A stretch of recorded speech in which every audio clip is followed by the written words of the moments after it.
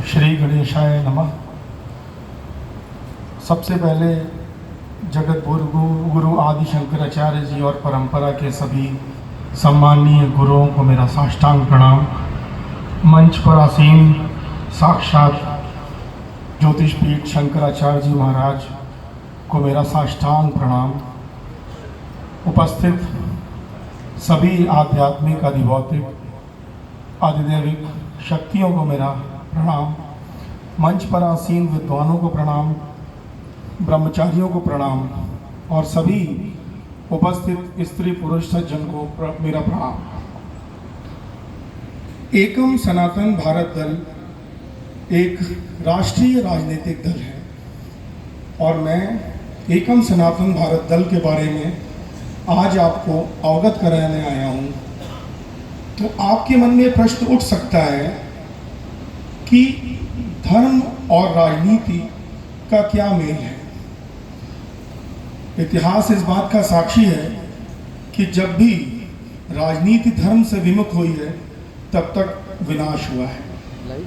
और हमारे भारत के इतिहास में आज तक राजनीति ने हमेशा धर्म को दरकिनार करके कुछ छद्म सिद्धांतों, छद्म स्वार्थों और छद्म दर्शनों के तहत ही कार्य किया है।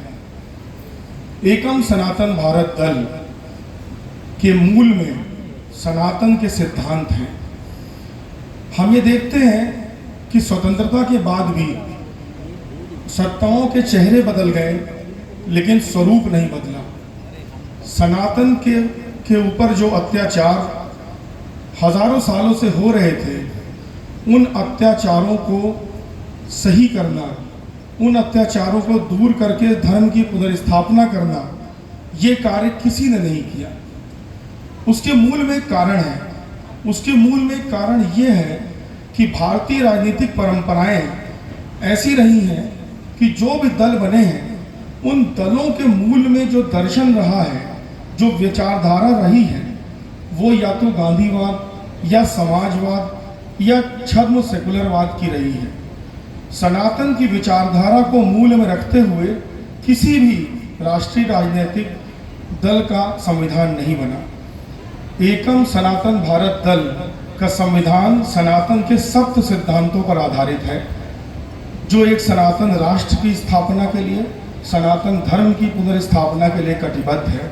मैं बहुत कम समय में, अत्यंत कम शब्दों में आपको वो सिद्धांतों के बारे में बताऊंगा।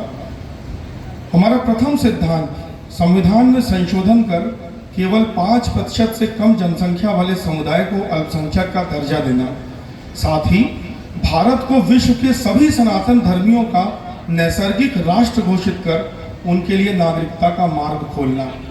समयाभाव के कारण मैं इसे बहुत ज़्यादा विशद विवेचना नहीं कर पाऊंगा, लेकिन इस सिद्धांत के लागू होते ही जो हमारे संसाधन हैं, जो हमारा हजारों करोड़ की धनराशि, जो हमारे पैसे हैं, हमारी मेहनत के पैसे हैं, वो हमारे बच्चों को ना मिल करके एक तृप्तिकरण या तुष्टिकरण के नाम पे समुदाय विशेष पर लुटाए जा रहे हैं, वो बंद होगा। और साथ ही जब भारत नैसर्गिक राष्ट्र बनेगा सभी सनातन धर्मियों के लिए, तो हमारे जो भाई बंधु संपूर्ण विश्व में अपनी सनातनी पहचान के कारण दुख पा रहे हैं, उनके आश्रय के सारे मार्ग खुल जाएंगे। हमारा दूसरा सिद्धांत, मंदिरों और मठों को सरकारी नियंत्रण से मुक्त कराना। कश्मीर स्थित भगवान भास्कर के प्राचीन मार्तंड सूर्य मंदिर, मथुरा की श्री कृष्ण जन्मभूमि और काशी के ज्ञानवापी तीर्थ क्षेत्र की पुनर्स्थापना करना। अन्य मजहबों के या रिलीजन्स के जो धार्मिक मंदिर, उनके जो भी धार्मिक स्थान हैं, उनकी सारी आय उनके पास होती है और वो अपने समाज को सशक्त करते हैं, अपने मजहब को सशक्त करते हैं। लेकिन हमारे बड़े बड़े मंदिरों की, जिनकी लाखों करोड़ों की आय है, उसको सरकार ले लेती है और उससे सशक्तिकरण सनातन का नहीं होता। उससे वैसे कार्य होते हैं जो इस मंच से मैं कह भी नहीं सकता हूँ।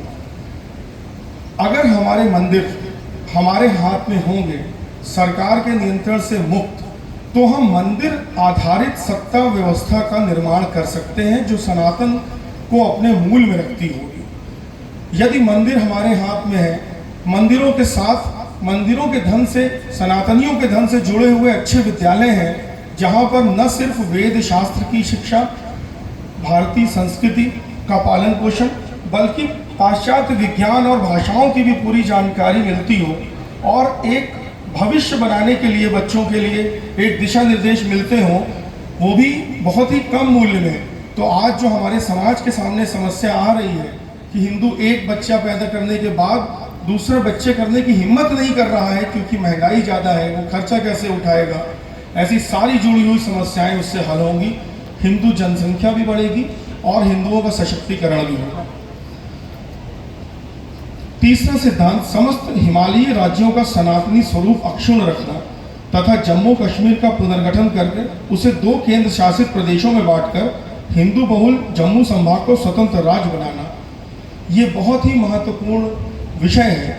जिस तरह से एक प्लान के थ्रू, एक षड्यंत्र के तहत हिमालय का इस्लामीकरण किया जा रहा है, और ये इस्लामीकरण बहुत पहले से चला आ रहा है। हमें उम्मीद थी कि हमारी सरकारें इन 70 सालों में इसे रोकेंगी, लेकिन इस इस्लामीकरण को हर सरकार ने बढ़ावा दिया है।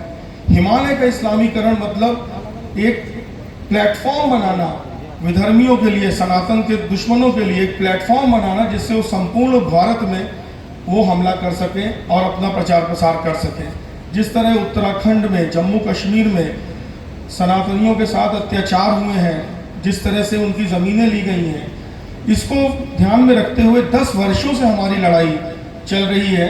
और हमारे राष्ट्रीय अध्यक्ष एडवोकेट श्री अंकुर शर्मा जी ने कोर्ट से लंबी लड़ाई लड़कर जम्मू कश्मीर के अंदर हिंदुओं को अल्पसंख्यक दर्जा दिलवाने के लिए, जम्मू कश्मीर के अंदर हजारों एकड़ ज़मीन जो मुस्लिम को दे दी गई थी उसको वापस हिंदुओं को अलाट करने के लिए कोर्ट से केस जीत करके निर्णय भी लिया, और उस रोशनी एक्ट, उस कानून को ध्वस्त किया जिस कानून को जम्मू कश्मीर सरकार ने हिंदुओं के विरोध में बनाया था।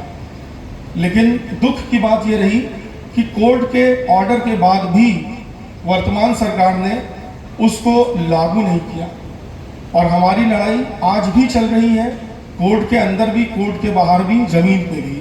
मज़ारों पे जो मंदिरों पे कब्जे होकर मज़ारें बन रही हैं, उनको बदल के हमने मंदिर की स्थापना की है, वो भी सत्ता के न रहते हुए। चौथा सिद्धांत है, गौ हत्या पर संपूर्ण प्रतिबंध लगाकर गाय, गंगा और राम सेतु को राष्ट्रीय धरोहर घोषित करना।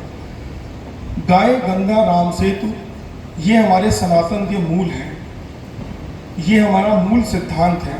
और 2 जुलाई को परम पूज्य भगवान शंकराचार्य जी के आदेशानुसार हमने, हमारे राष्ट्रीय अध्यक्ष ने लिखित में ये घोषणा सार्वजनिक की है कि हमारा जो भी सदस्य चुना जाएगा कहीं भी, किसी भी निर्वाचन में, वो अपने पद की शपथ के साथ ये शपथ भी खाएगा कि जिस जगह पर वो पदासीन है उस पूरे इलाके में गौ माता का एक बूंद रक्त भी बहने नहीं देंगे।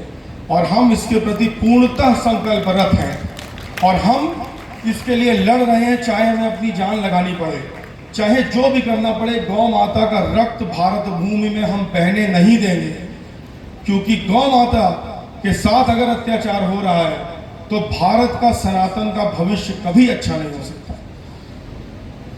5वां सिद्धांत, वक्फ act, places of worship act, Sachar committee के क्रियान्वयन को तत्काल प्रभाव से निरस्त करना।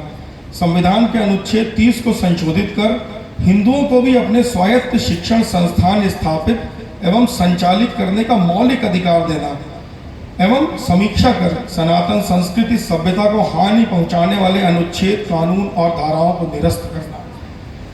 भारत में सनातनियों के साथ एक समस्या रही है कि शासन तंत्र हमेशा उनके विरुद्ध रहा है, क्योंकि शासन की नीतियां ही सनातन विरोधी है, शासन के कानून सनातन विरोधी है।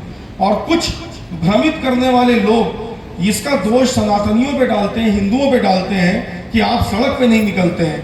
हिंदू क्यों सड़क पे निकले? जो कार्य सरकार का है वो कार्य सरकार को करना चाहिए, जो कार्य नीति निर्माताओं का है वो कार्य नीति निर्माताओं को करना चाहिए। हिंदू सड़क में उतर के क्या अपनी ही पुलिस, अपनी ही सेना से लड़ेगा? नहीं, हम ये कार्य करेंगे, हम नीतियों में परिवर्तन लाएंगे। वक्फ act, places of worship act, Sachar committee जैसी जो नीतियां जो सरकार ने बना दी हैं और जिसके तहत खुलेआम वो ये आधिकारिक रूप से ये प्रोविजन कर रही है, ये निर्णय ले करके ये चीज़ इम्प्लीमेंट कर रही है कि जो मुस्लिम बहुल इलाके हैं वहाँ पर SHO भी मुस्लिम होगा, कोतवाल मुस्लिम होगा, वहाँ पर मेडिकल अफसर मुस्लिम होगा। ये और इसके बाद आगे की कहानी क्या है ये आप सब समझते हैं। इन कानूनों को ध्वस्त करना, इन नीतियों को हटा करके सनातनी शासन तंत्र स्थापित करना ही एकमात्र उपाय है सनातन के संरक्षण का। सड़क पे उतर के विरोध प्रदर्शन करके हम याचक बने रहेंगे और हमें समझना पड़ेगा कि इस समय जो कलयुग के कृष्ण हैं उनके सुदामा हम नहीं हैं, उनके सुदामा एक मजहब विशेष के लोग बन चुके हैं। तो हमें याचक बन के नहीं, हमको सत्ता लेकर नीतियों को बनाकर शासन तंत्र को सनातन के हिसाब से बनाकर मंदिरों को, मठों को, हमारे धर्म गुरुओं को केंद्र में लाकर सत्ता शासन के और उनके आदेशानुसार हमको ये कार्य करना होगा। छठा सिद्धांत, जनसांख्यिकी हमले को रोकना और जनसांख्यिकी संतुलन स्थापित करना, लव जिहाद और धर्मांतरण पर पूरी तरह रोक लगाना और समान नागरिक संहिता लागू करना।